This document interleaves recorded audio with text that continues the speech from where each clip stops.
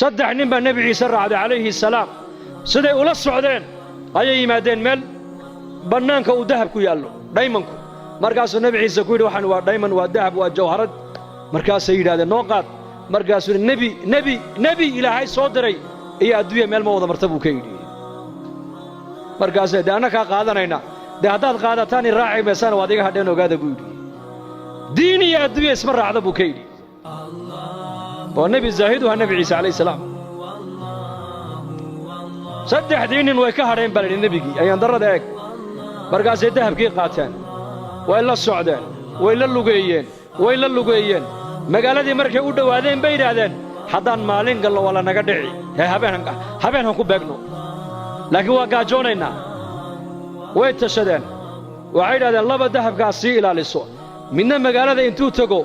cuntahay noo soo qaado yuuna cidna inoo sheegin waa hagaag kolkuu ka dhaqaaqay labadii dahabka ku hadhay ilaa shaydaankiiba dhiigga bini'aadamka dhex socdee ayaa wuxuu yidhi mid walba midka kaluu ku yidhi dahabkan labadeennu buu nagu fiican yahe ninkaa markuu yimaado aniguna waan la hadlay waan jeedin adiguna midida halkaa ka geli maydkiisana bahosha han ku ridno han ku aasno dahabkana labadeennu han kala qaadanno marxaba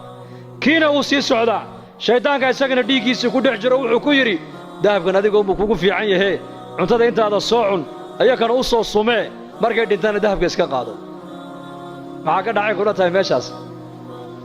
uu yimiday cuntadiibuu u dhigay isagii bay khaarijiyeen cuntadii bay cuneen iyagiina way iskhaarijiyeen nebiyullaahi ciise calayhi salaam ayaa soo maray dahabku halkii yaalla iyo saddexdoodii oo mayda markaasuu xawaariyiintii ku yidhi adduunyadii ubadkaygu sidaas ku galeen eega buu ka yidhi waa kaas